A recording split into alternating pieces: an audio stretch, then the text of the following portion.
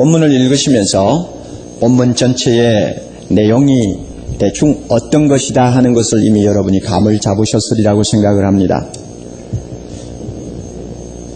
그런데 왜 갑자기 13장 1절에 들어가서는 위에 있는 권세들에게 굴복하라 하는 일종의 정치적인 이야기를 시작하실까? 바로 앞에까지만 해도 우리가 이미 지난 시간에 살펴본 바와 같이 이웃을 어떻게 사랑할까? 그러려면 겸손한 자가 되라, 마음을 주는 자가 되라, 축복하는 자가 되라, 원수를 위해서 먹을 것, 마실 것도 갖다 주는 사랑의 이웃이 되라, 이렇게 말씀했지 않습니까? 그러면 그 말씀하고 13장 1절에 나오는 정치적인 말씀하고 무슨 상관이 있는가? 우리가 이렇게 좀 의아해할 수도 있습니다. 그래서 그런지 어떤 성경학자는 로마서 13장 1절부터 7절 내용은 이 바울이 쓴 글이 아니고 이것은 누가 뒤에 갖다 붙인 것이다. 그러므로 이것은 성경이라고 할 수 없다 하고는 아주 한마디로 악평을 한 사람도 있습니다. 그런 사람의 그 의견을 따르면 바로 앞에 있는 12장 21절하고 로마서 그 13장 8절하고 연결이 되어야 된다고 그렇게 이야기를 합니다. 이웃 사람들에게 원수 갚지 말고 사랑을 공급하라 하고는 8절 들어가면 피차 사랑의 빚 외에는 아무에게든지 아무 빚도 지지 말라 그랬으니까 문맥이 통하거든요. 그렇다면 1절부터 7절까지는 이거는 이 본문에 어울리지 않는 내용이 아닌가, 이렇게 이제 이의를 제기하는 것입니다. 저는 하나님의 말씀이 뭐 그렇다고 생각지 않습니다. 뭐 누가 갖다 뒤에 붙였느니 뭐 각색을 했느니 이런 이야기는 사실 하나님의 말씀을 모독하는 말로 우리는 보아야 합니다. 그러면 왜 정치적인 이야기가 나올까? 두 가지 초점에서 우리가 먼저 이해를 할 필요가 있습니다. 이 로마서를 받아서 읽어야 될 로마에 있는 교인들은 대부분이 유대인 교인들이었습니다. 이 유대인들은 그 당시에 로마 정부의 식민지 백성으로 살고 있었기 때문에 항상 정부에 대해서 반감이 많았어요. 그리고 로마 유대인 중에서는 이 극렬분자, 소위 말하는 요즘 우리가 말하는 극우파라고 할까요? 이와 같은 사람들은 굉장히 과격해서 로마의 황제를 지도자로 인정을 하지 않았습니다. 우리의 지도자는 하나님밖에 없다. 그들은 그렇게 주장하고 세상의 왕을 인정하려고 하지 않았습니다. 더 나아가서는 세금을 바치지 않으려고 했습니다. 할 수만 있으면 세금 안 바치려고 했고, 유대인으로서 세금을 고분고분하게 바치는 자가 있으면 암암리에 그 집에 불을 지르든지 아니면은 심지어 사람을 죽이는 일까지 서슴지 않았습니다. 그리고 원수를 갚기 위해서는 로마 정부를 뒤집어 엎어야 된다는 그런 일념 때문에 항상 칼을 품에 품고 다니면서 폭력을 애사로 자행하는 일들을 그들은 했습니다. 이런 분위기 속에서 살고 있던 로마의 유대인 그리스도인들은 사실 좀 애매한 태도를 벗어날 수가 없었습니다. 자, 로마 정부에 대해서 우리가 어떤 태도를 취해야 하나님이 기뻐하시는 태도일까? 이러지도 못하고 저러지도 못하는 그런 애매한 위치에 그들이 처해 있었던 것은 사실입니다. 여기에 대해 바울은 13장에서부터 분명히 이야기를 합니다. 너희는 정부가 필요하고 정부가 필요한 이상 국가에 대해서 너희들이 해야 할 책임이 있다는 것을 가르치는 것입니다. 동시에 이웃에게 원수 갚지 말라고 하는 원리는 정부에 대해서도 국가에 대해서도 마찬가지라는 것을 지적하는 것입니다. 원수 갚는 것은 하나님에게 맡기라. 원수를 갚지 말라. 그렇다면 개인과 개인의 관계에서만 이 원칙이 적용되는 것이 아니라 국가에 대해서도 적용된다는 것입니다. 유대나라의 원수를 갚기 위해서 로마 정부를 뒤집어 엎어야 된다 하는 이런 정치적인 반란을 기도해서는 안 된다는 것입니다.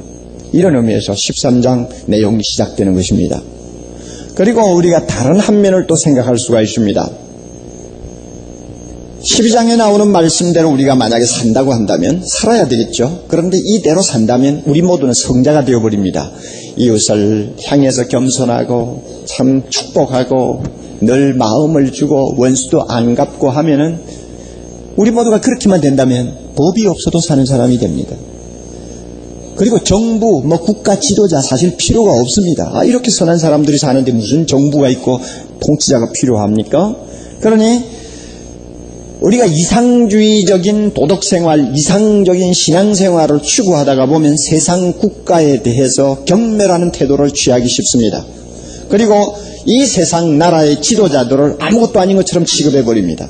오직 예수만이 우리의 왕이다. 우리는 영적으로 중생받은 사람이다. 우리의 시민권은 하늘에 있다. 그러니 이 나라의 시민권하고는 내하고 관계없다. 이런 식으로 이제 나가는 것입니다. 과거에 이런 이상한 방향으로 흐르는 이상론자들이 있었습니다. 이런 것이 잘못되었다는 것을 지적하는 것입니다. 우리의 시민권이 하늘에 있는 것처럼 우리의 시민권이 이 지상 국가에도 있다는 것을 가르쳐 줍니다. 그러므로 비록 중생받은 하나님의 자녀라 할지라도 이 세상 국가에서 책임을 다할 의무가 있다는 것을 이 본문이 가르쳐 주는 것입니다.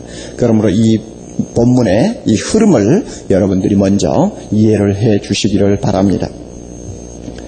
그렇다고 해서 지금 사도 바울이 이 말씀을 통해서 복잡한 현실 정치 문제를 하나하나 백과사전적으로 대답을 하려고 하는 것이 아닙니다. 대원칙만을 가르치고 있는 것입니다. 대원칙. 왜 원칙이 중요하냐? 원칙을 벗어나면 망가지가 다 잘못되기 때문입니다. 부모를 공경하기 싫은 사람들이 부모가 이러니 저러니 하고는 자꾸 변명을 늘어놓습니다. 그러나 그 사람들에게 꼭 필요한 것은 부모를 공경하라고 하는 원칙입니다. 마찬가지로 지도자에 대해서, 나라에 대해서, 정치에 대해서 신물이 난다 하고 불평하는 많은 사람들에게도 원칙은 분명히 하나 있어요. 그 원칙을 지금 가르쳐 주는 것입니다. 우리가 이 점을 이해하셔야 될 것입니다. 그러면 본문이 우리에게 가르쳐 주시는 진리의 골자는 뭐냐? 1절에 나와 있습니다. 각 사람은 위에 있는 권세들에게 굴복하라 하는 것입니다. 그 나머지 내용은 이 위에 있는 권세들에게 굴복하라는 말씀을 해석하는 내용들입니다. 그러면 위에 있는 권세들에게 굴복하라. 믿는 사람이든 믿지 않는 사람이든 각 사람, 모든 사람은 굴복하라.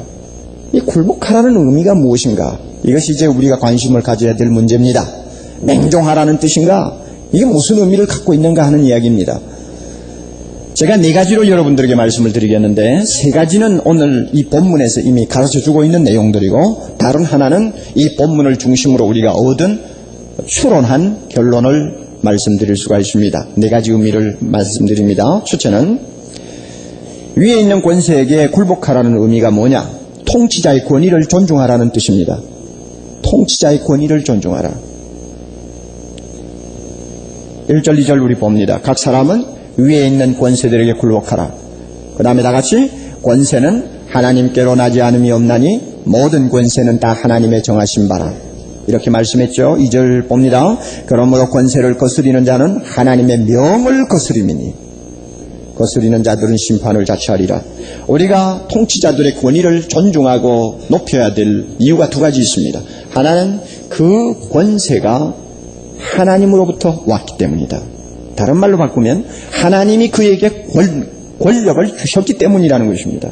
그러므로 권력의 원천이 하나님에게 있는 것이니까 존경해라 그것입니다. 만약에 또 2번째 이유는 통치자의 권력에 우리가 존중을 표하지 못하면 그것은 그 권력을 주신 하나님을 멸시하는 것이라고 하는 것입니다. 이것은 죄가 됩니다. 이런 의미에서 통치자의 권리를 우리가 존중해야 된다는 것입니다. 성경 여러 곳에서 비슷한 말씀들이 나옵니다.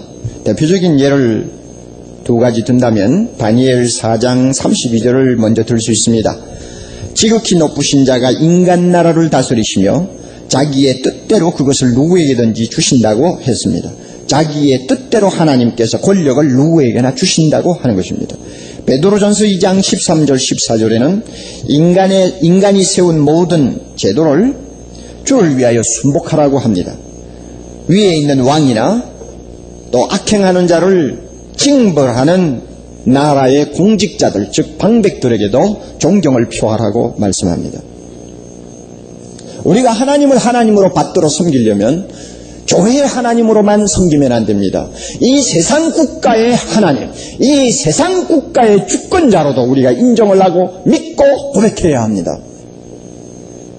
우리 하나님은 온 우주의 하나님입니다.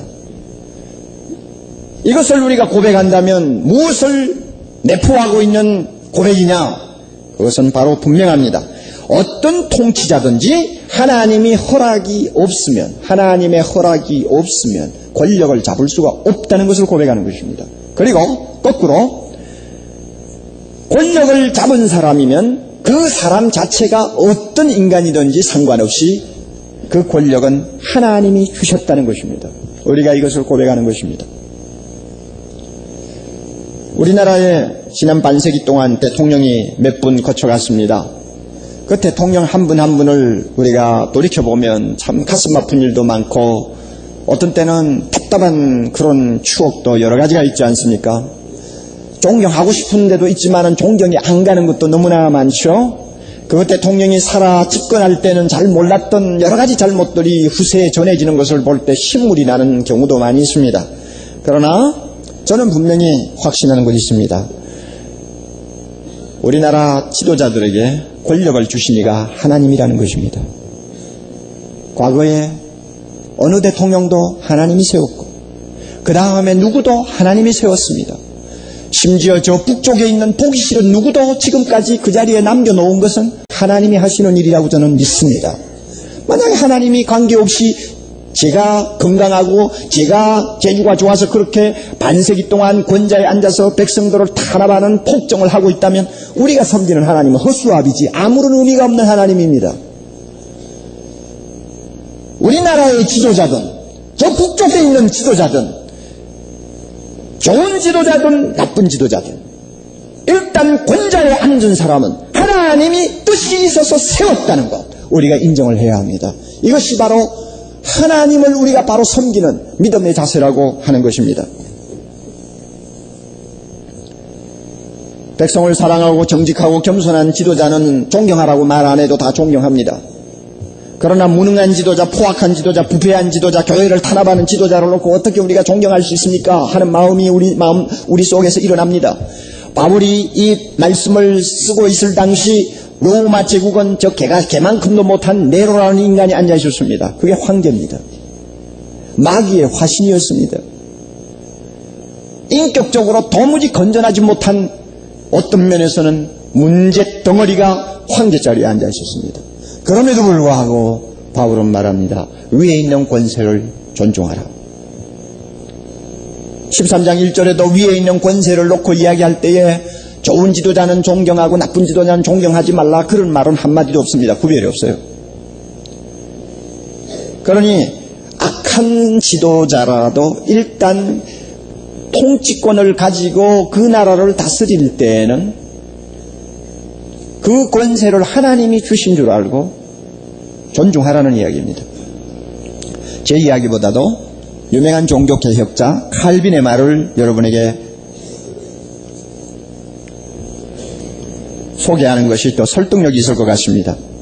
칼빈은 이런 이야기를 했습니다.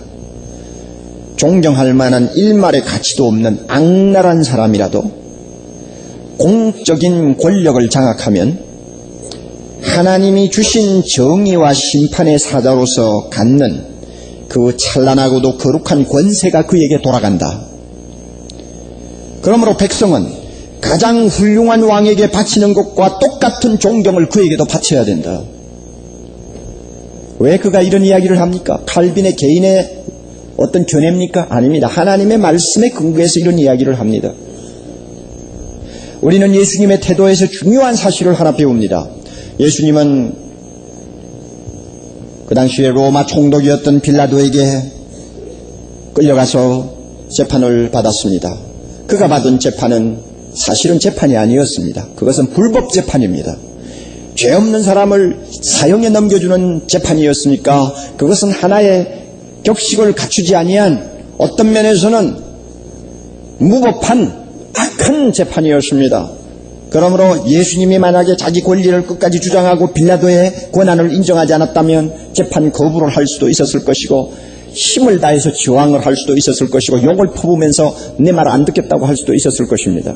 그러나 주님의 태도는 너무나 이상했습니다. 빌라도가 예수님을 향해서 네가 하나님의 아들이냐 네가 유대인의 왕이냐고 질문을 할 때 주님이 대답하셨어요. 그리고 다른 질문을 하니까 대답을 전혀 안 합니다. 주님이 가만히 계시니까 아니 곱게 생각을 했는지 이상하게 생각을 했는지 이런 말을 했죠. 너는 총독 자리에 있는 내가 너를 석방할 수 있는 권한도 있고 너를 죽일 권한도 있다는 것을 네가 모르느냐? 네가 나를 누군 줄 알면 그렇게 말 안 하고 입을 다물고 있을 수 있느냐? 하는 말을 했습니다. 그때 예수님이 유명한 말씀 한마디를 하셨어요. 요한복음 19장 11절인데 위에서 주지 아니하셨다면 나를 해할 권세가 없었으리라. 액면 그대로 들으면 금방 무슨 의미인지 우리에게 전달이 안 됩니다. 현대 성경에는 번역이 참 잘 됐습니다. 빌라도야, 내가 하나님께로부터 권한을 받지 않았다면, 하나님으로부터 총독의 권세를 받지 않았다면 나를 이렇게 다룰 수 없었을 것이다. 예수님의 대답입니다. 그러니 예수님은 무엇을 우리에게 가르쳐 줍니까? 비록 불법 재판을 하는 빌라도지만, 비록 세상 권력을 가지고 하나님의 아들을 심판하는 자리에 있는 사람이지만 일단 그 권력이 하나님의 손에서 왔다는 것을 인정하는 것입니다. 예수님이 인정했어요.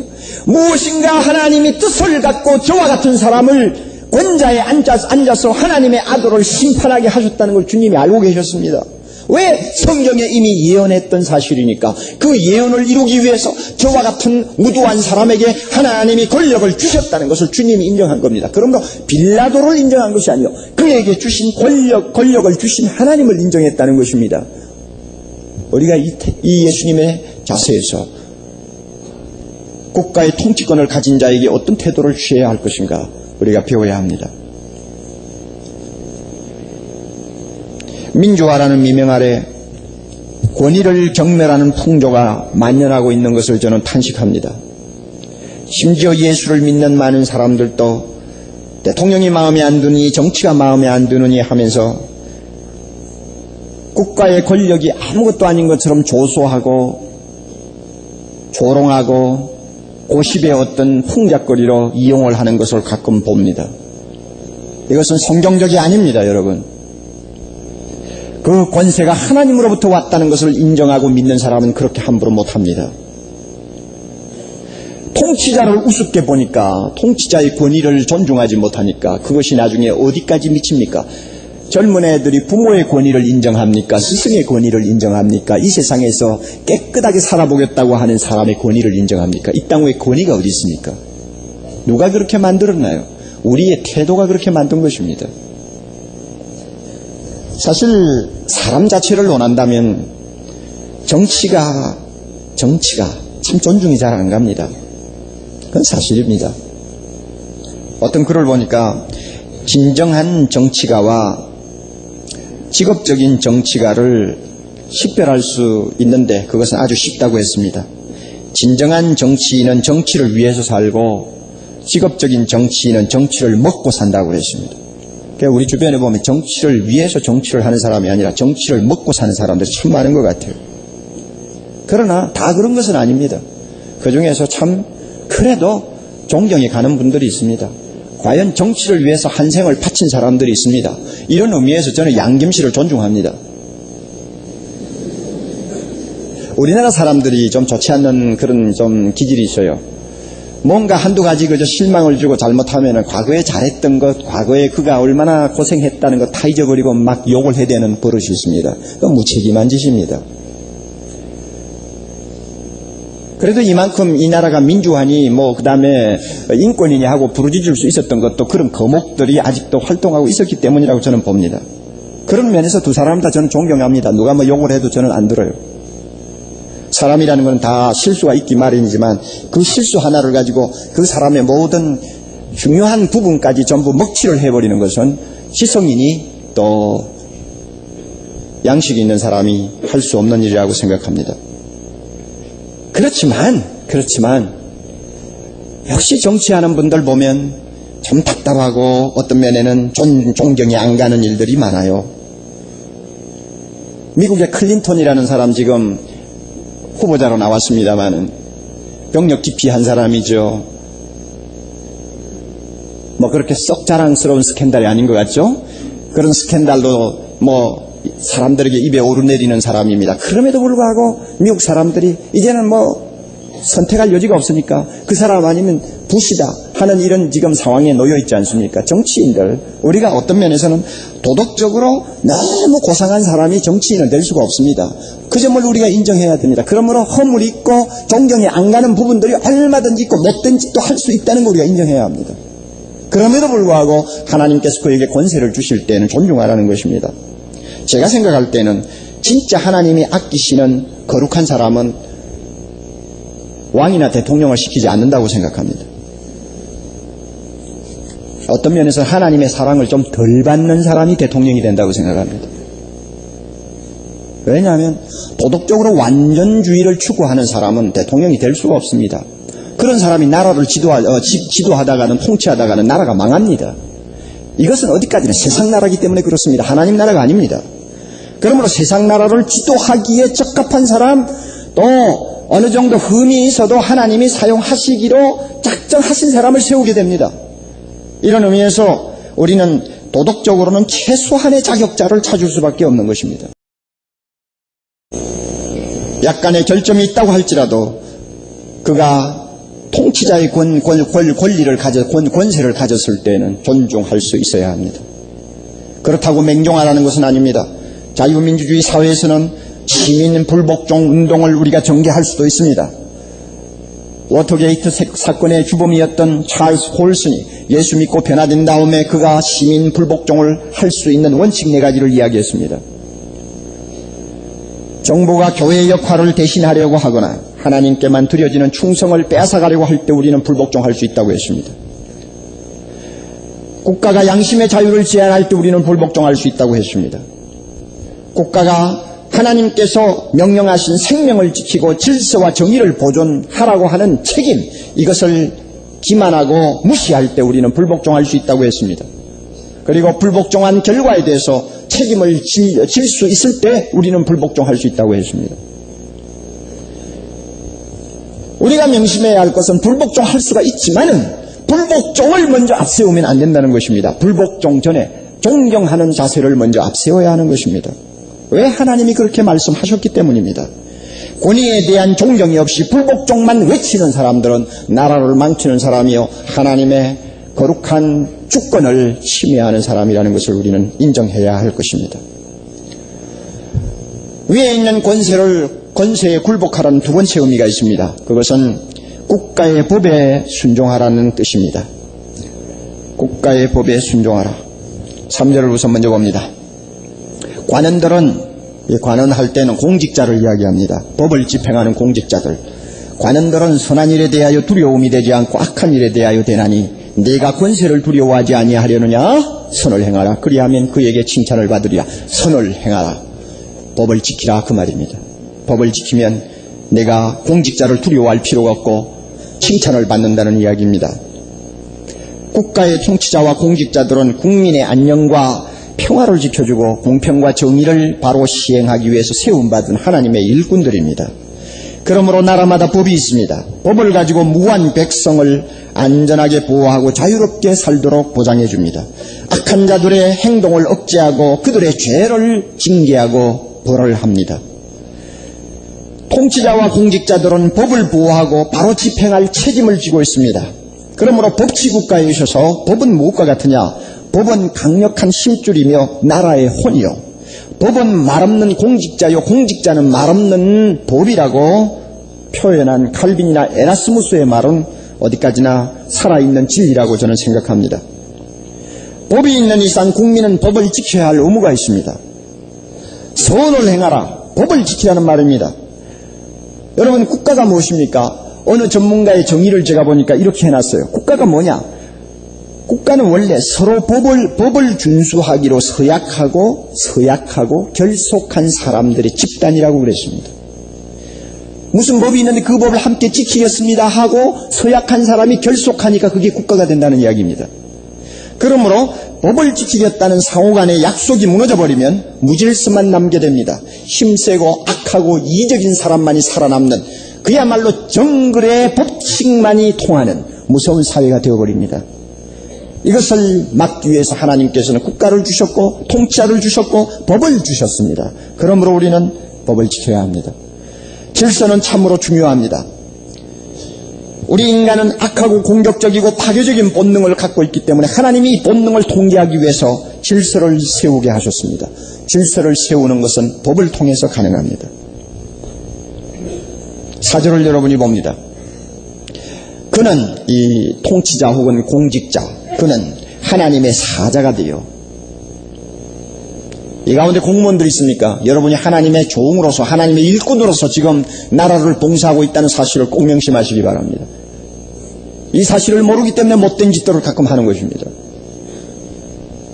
하나님의 사자입니다. 하나님의 사자. 사자가 되어 내게 선을 이루는 자니라. 그러나 내가 악을 행하거든 두려워하라. 그가 공연히 칼을 가지고 가지지 아니하였으니, 공직자에게 나쁜 사람은 벌할 수 있는 집행권을 하나님이 주셨습니다. 법을 집행할 수 있는 권리를 주셨어요. 이게 칼입니다. 칼이라고 비유를 했어요. 하나님의 사자가 되어 악을 행하는 자에게 진노하심을 위하여 부응하는 자 아니라 법을 가지고 다스린다는 이야기입니다. 그러므로 우리는 법에 순종해야 합니다. 정치가 마음에 안 들고 통치자가 보기 싫은 마당에 법은 무슨 법이냐 하는 생각을 가지는 분들이 가끔 있는 것 봅니다. 그래서 제 마음대로 해요. 조그마한 교통법규도 안 지키려고 합니다. 안 지키는 것으로 굉장히 용감하고 오늘날 이 시대에 영처럼 행세하는 것처럼 착각하는 사람들이 있어요. 길가에 가다가 담배를 피우고 담배꽁초를 옆에 있는 재터리에 넣던지 아니면은 꺼서 포켓에 넣고 가든지 하지 않고 그 지하철 환기구멍에다가 탁 남보를 던지는 것으로 영심을 느끼는 사람이 있어요. 돈 사람이에요, 돈 사람. 돈 사람이라고. 제가 왜 이런 이야기를 합니까? 환기구멍에 담배꽁초 넣은 그 꽁초가 얼마라는 거 여러분 신문에 보셨죠? 마대로 몇십 마대가 나온다고. 그만큼 이상한 사람이 많다는 거예요. 이 조그마한 법 하나도 안 지킴으로써 오히려 자기가 영웅이 된 것처럼 생각한다 그 말입니다. 얼마나 삐뚤어진 나라입니까? 우리가 이와 같은 삐뚤어진 국민들의 정신을 바로 잡아주어야 할 책임이 있습니다. 어떻게? 하나님의 말씀대로 그들에 대해 행동하고 가르침으로써 말함으로써 법을 지켜야 된다는 것을 보여주어야 합니다. 위에 있는 권세를 굴복하라 하는 세 번째 의미는 국민의 의무를 다하라는 뜻입니다. 6절 7절을 우리가 같이 보시기 바랍니다. 너희가 공세를 바치는 것도 이를 인함이라. 저희가 하나님의 일꾼이 되어 바로 이 일에 항상 힘쓰느니라. 모든 자에게 줄 것을 주되 다같이 공세를 받을 자에게 공세를 바치고 국세 받을 자에게 국세를 바치고 두려워할 자를 두려워하며 존경할 자를 존경하라. 세금을 바치라는 이야기입니다. 세금은 국민의 의무입니다. 대통령이 마음에 들고 안 들고를 떠나서, 정치가 잘 되고 안 되고를 떠나서 우리의 안녕과 행복을 위해서라도 세금을 내야 된다는 이야기입니다. 이게 하나님의 명령입니다. 사실 솔직하게 이야기합시다. 우리가 국가에 얼마나 빚을 지고 있습니까? 나라 없이 나라는 것이 존재할 수 있습니까? 국가가 없이 내 가정이 안전할 수 있습니까? 얼마나 나라에 대해서 빚을 지고 있습니까? 무질서가 판치는 세상 우리가 살아남을 수 있을까요? 범죄가 판을 치는 세상 우리가 살아남을 수 있을까요? 폭력 때문에 문을 열고 나오지 못하는 세상 우리가 살아남을 수 있을까요? 외국에서부터 무서운 침략자가 올 때 우리를 막아주지 않는다면 누가 우리를 보호해 줄 수 있습니까? 얼마나 우리가 우리 자신의 행복과 우리 재산을 보호하는 문제와 자녀들의 안전을 위해서 나라에 빚을 지고 있느냐 말입니다. 이렇게 빚 지고도 세금 내기를 싫어한다면 살 자격이 없을지도 모릅니다. 우리 교회 당의원 중에서 서울 수도권의 치안을 담당하고 계시는 분이 한 분 계십니다. 제가 그분의 사무실을 들려보았습니다. 그 자리에 앉은 날부터 이제 언젠가 그 자리를 떠날 때까지 저녁에 집으로 오지를 못해요. 거기서 일하고 먹고 자고 일어나고 일하고 먹고 자고. 그래서 저에게 침실을 보여줍니다.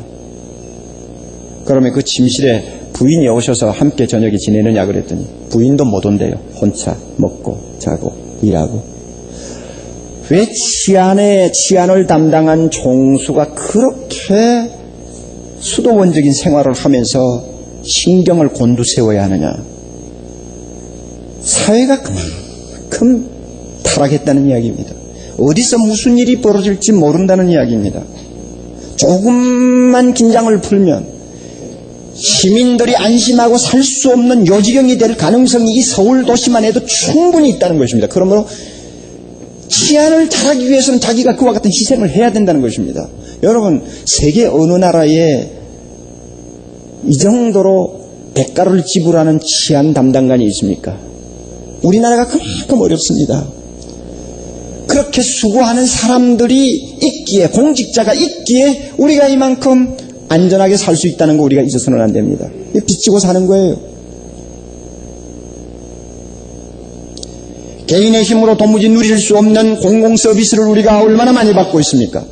교육이라든지 수도라든지 도로라든지 심지어 저 화장실 청소하는 것까지, 쓰레기 내버리는 것까지 우리가 국가의 도움을 받지 않냐고 아무것도 못한다는 거 너무나 잘 알지 않습니까? 그럼에도 불구하고 가급적이면 세금 내지 않으려고 이리궁리 저리궁리 하는 마음은, 이것은 성경적이 아닙니다. 신앙적이 아닙니다. 하나님이 원하는 일이 아닙니다. 납세자는 정직해야 합니다. 구조적인 악이 있는지는 모릅니다. 있을 것입니다. 그럼에도 불구하고 우리는 성실하게 국민의 의무를 다해야 합니다. 이것이 하나님께서 우리에게 명령하는 것입니다. LA로부터 참 슬프고 가슴 아픈 이야기들이 가끔 들리지 않습니까? 흑인들로부터 흑인들의 폭동을 받아가지고 그 참 수십 년 동안 쌓아놓은 공든 타위 하루아침에 무너지고 모든 기업이 그냥 무너지고 상점이 불타버리는 비극을 우리 동포들이 당했습니다. 이제 미국 정부에서 그들에게 보상을 하려고 합니다. 보상을 하려니 뭘 믿고 보상합니까? 보고서 내라. 보고서 내기는 내겠죠. 그러나 우리나라 사람들이 보고서를, 특히 보상받는 보고서는 정직하지 못하게 쓰는 버릇이 아니고 천부적인 재능이 있다는 거 여러분 아시죠? 예수 믿는다고 하면서도 이 천부적인 재능은 못 버리는 것 같아요. 그러니까 그 보고서 믿을 수가 없는 거예요. 그러니까 미국 정부에서는 뭘 근거로 해가지고 보상합니까? 지금까지 세금을 어떻게 냈느냐? 세금을 정직하게 낸 사람들은 팔자가 늘어졌어요.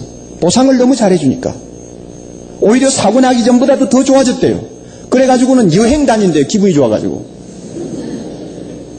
자, 그런데 불행하게도 상당수의 사람들이 눈앞이 캄캄한 어려움을 당하는 것입니다. 왜?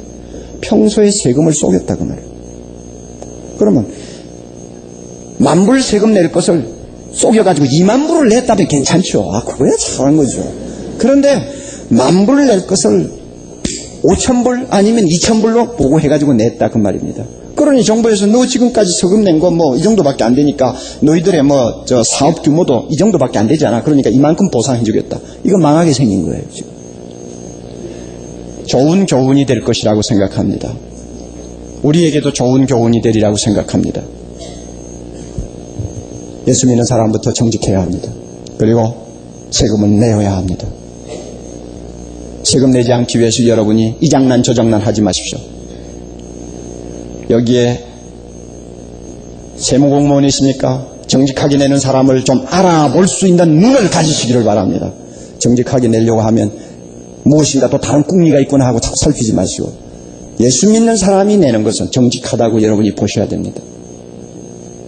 회계사가 있습니까? 세금 적게 내려고 재죽 치우는 사람에게 여러분이 동조하지 마십시오. 하나님의 명령을 어기는 것입니다. 위에 있는 권세에게 복종하라. 네 번째 의미가 있습니다. 국민의 권리를 책임있게 행사하라는 것입니다. 이것은 이 본문에는 없습니다. 그러면 뭐냐? 이 본문이 우리에게 주는 결론적인 유추, 결론적인 진리입니다. 바울 시대에는 국민이 자기 권리를 행사한다는 것은 상상도 할 수가 없었습니다. 그때는 이 황제나 임금의 제도가 전부 세습제였기 때문에 누가 임금이 되리라고 꿈도 안 꿨고 그것을 내다볼 어떤 마음의 여유가 없었어요. 그것은 성욕이었습니다. 그러나 복이 많게도 오늘날 우리는 자유민주주의 사회에 살고 있습니다. 이 자유민주주의도 하나님이 주신 제도라고 생각합니다. 그러므로 이 사회에서는 통치자의 권리가 국민으로부터 나옵니다. 이 말은 하나님이 원하시는 지도자를 세울 때 국민의 손을 통해서 뽑는다는 이야기입니다. 이런 의미에서 대한민국의 국정을 맡을 지도자를 세우기 위해서 하나님은 우리가 행사하는 선거권을 이용하신다는 것입니다. 그러므로 하나님의 도구로 사용되는 우리의 선거권, 어떻게 우리가 이행해야 될 것이냐, 어떤 마음가짐을 가지고 이 일을 우리가 해야 될 것이냐, 이것은 우리가 대단히 중요한 과제라고 생각합니다. 우리 모두가 잘 아는 바와 같이 우리는 지도자의 복이 별로 없었습니다. 그동안 너무 많은 피해를 당해왔습니다. 지역 간의 대립이 일어난 이유가 다 지도자가 잘못한 것입니다. 계층 간의 갈등이 일어난 것도 지도자들의 잘못입니다. 정치 불신이 왜 생겼습니까? 사회가 도덕적으로 왜 문란해지며 정신적으로 해이해집니까? 정치자의 책임이라고 저는 생각합니다.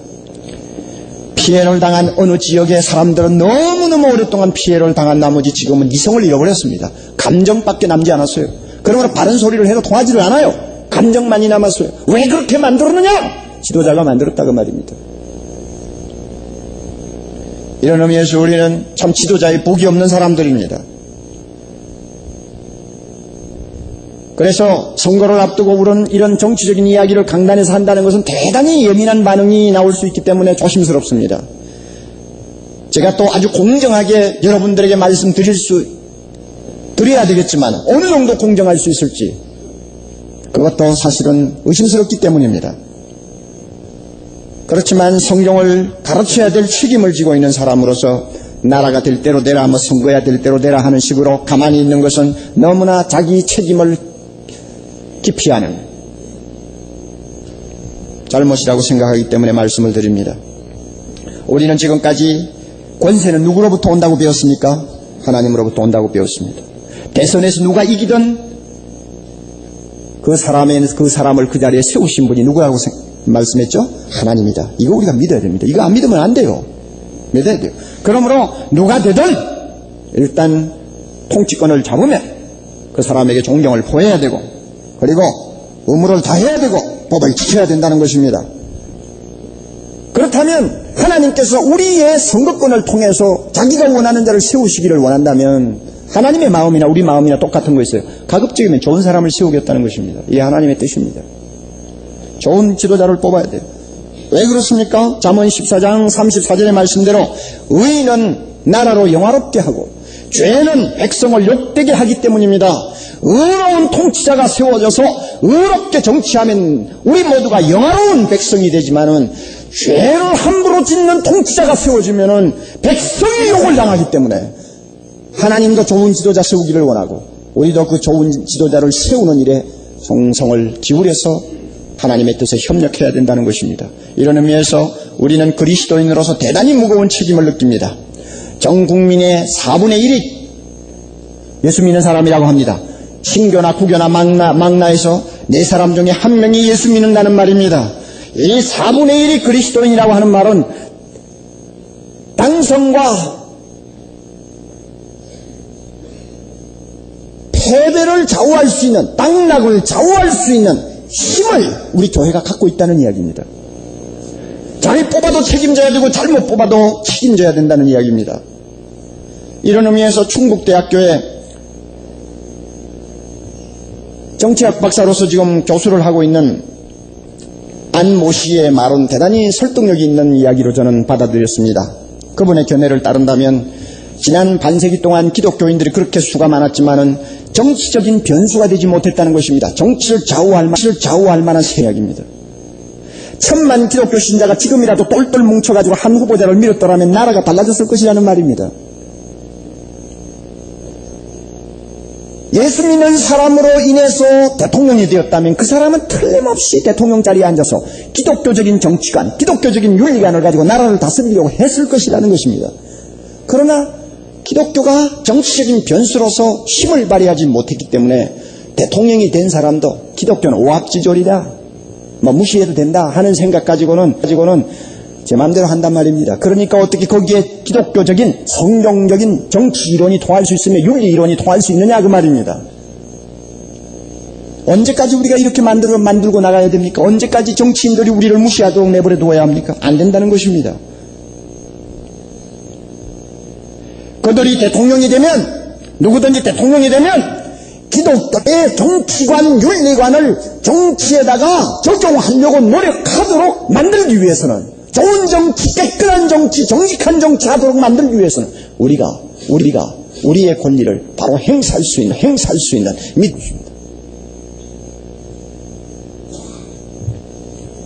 이런 의미에서 정치적인 책임은 신앙 양심에 관한 문제라고 저는 생각합니다. 5절 봅니다. 굴복하지 아니할 수 없니 노를 인하여만 할 것이 아니요 다같이 또한 양심을 인하여 할 것이니라. 이 정치 문제는 양심의 문제입니다. 신앙 양심의 문제예요. 왜? 하나님과 나와 관계에서 양심의 가책이 없도록 해야 된다는 문제입니다. 투표도 신앙 양심의 문제라고 저는 생각합니다. 자, 여러분 믿습니까? 아멘. 자, 그렇다면 누구보다 지나죠? 자, 분명히 이거 사실을 알아두세요. 피는 뭐 피보다 더 진한 것 있어요. 뭐 피보다 더 진한 게 신앙입니다. 이 위에서 하나님의 영광 위에서 하나님이 명령하시니 형제 앞에서는 부부 사이도 끊어질 수도 있고 처자를 떠날 수도 있고 혈연 관계를 끊고 목숨을 바칠 수도 있습니다. 그렇다면 여러분, 내 친척 중에 예수를 안 믿지만은 대통령 후보로 나온 사람이 있으니까 친척이니까 뭐가 여러분 찍었다고 합시다. 여러분의 양심을 벌써 잘못 쓴 사람입니다. 신앙 양심이 잘못된 사람이에요. 그게 얼마나 중요한 일인데 그래 놓고는 지도자를 위해서 지도자라고 하는데 기도가 나오겠어요?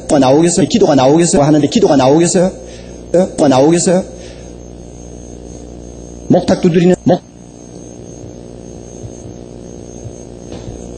내 후보자가 지금 나와 있습니다.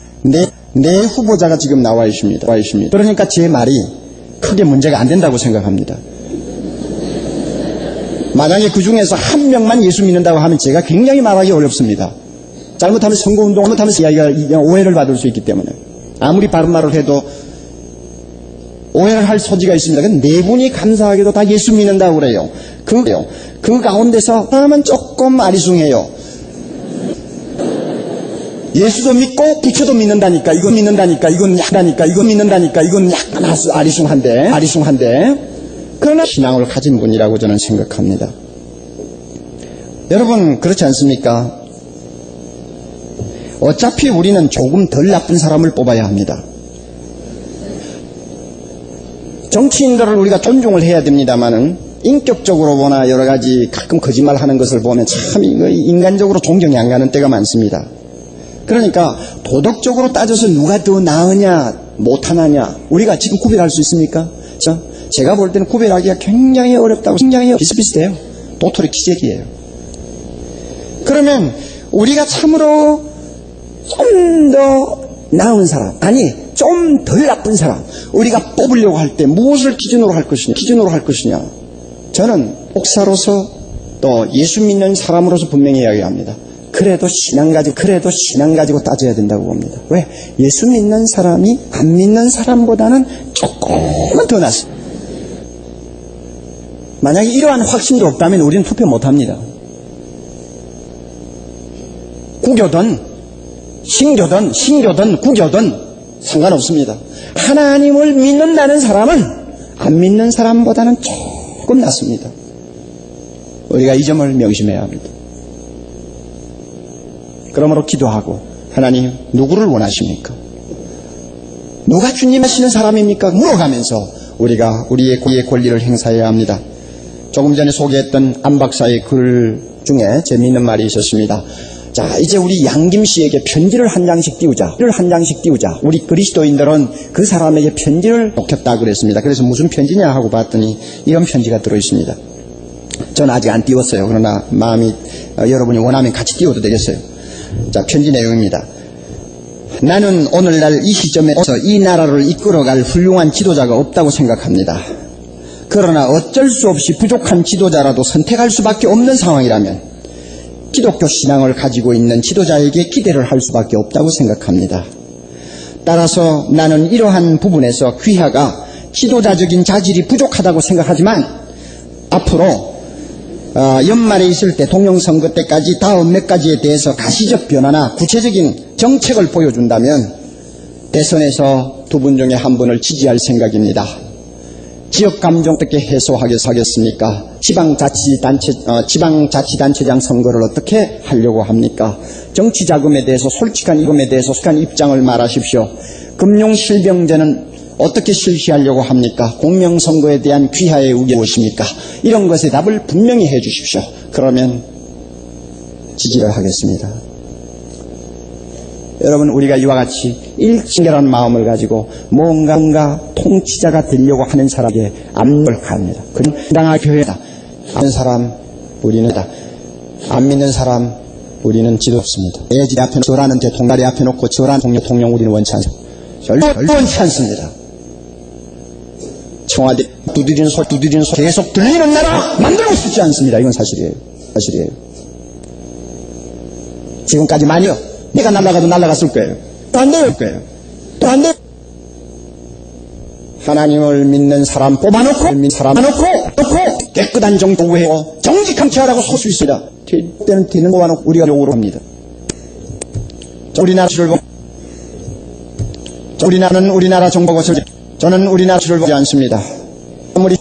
아무리 힘들어도 또 다를 위해서 하라고 저는 삽니다. 이 흑자 넘어 나라가 되면 이만 계속 넘어 나라가 되었던 이 서초동 교회 편은 아마 요지경이 될 것입니다. 교회 편은 아마 영이 될 것입니다. 감사하게도 경제가 떠서 거기에 또 갈 거 좀 드물어지고 이런 노래밖에 안 하는데 감사해요. 그것도 간 거예요. 하나님이 다 하는 거예요. 하는 거라니 정말 참 감사해요. 참 그것도 감사한 하나님이 다 좋게 하는 거라고. 그러니 정치나 개나 사회 여러 가지 면에서 우상스러운 것이 절망스러운 것이 있지만 절망하지 아니다. 왜냐하면 이 나라의 세는 하나님 보는 것을 믿기 때문입니다.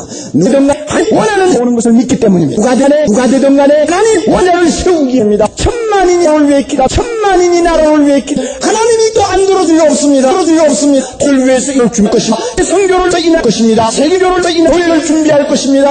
하나님과 이거 사용할 거다. 그러므로 말씀대로 말입니다. 만대로적인 책임을 해야 정치적인 책임을 해야 지킵시다. 다 하십시오. 하나님 아버지 주셨습니다. 우리가 새 국가에서도 오늘 주셨습니다. 우리가 장구에 대해서도 힘을 다할 수 있는 사람 되게 해 주옵소서. 양심을 존경하는 존경하고 지켜야 할 지키고 정할 자는 정하고 지켜야 할 법은 지키고 우리의 의무를 우리를 행사할 수 있는 하나님에게 하소서. 우리가 눈을 뚝 하고 있는 이상 이나라는 결코 절없음 우리는 고백합니다. 하나님 영광을 위해 이 나라를 오늘도 준비하고 계시옵습니다. 절없음을 고백하 하나님 영광을 위해 하고 계시옵습니다. 하나님이 오늘도 준비하고 계심을 믿습니다. 북한의 김일성 주님께서 남겨놓으신 무슨 일이 있는 것을 분명히 믿습니다. 하나님의 영을 위해서 바로를 사용하시듯이 그를 사용하고 계심을 우리는 믿습니다. 그러나 때면 하나님 살아계심을 우리 모두 하나님 사람을 우리 모두 찾아가게 될 것을 믿습니다. 사랑하는 자매들 절망하지 말고 또한 우리가 적인 책임을 다할 수 있도록 축복해 주시소서. 예수님 이름으로 기도드리옵나이다. 아멘.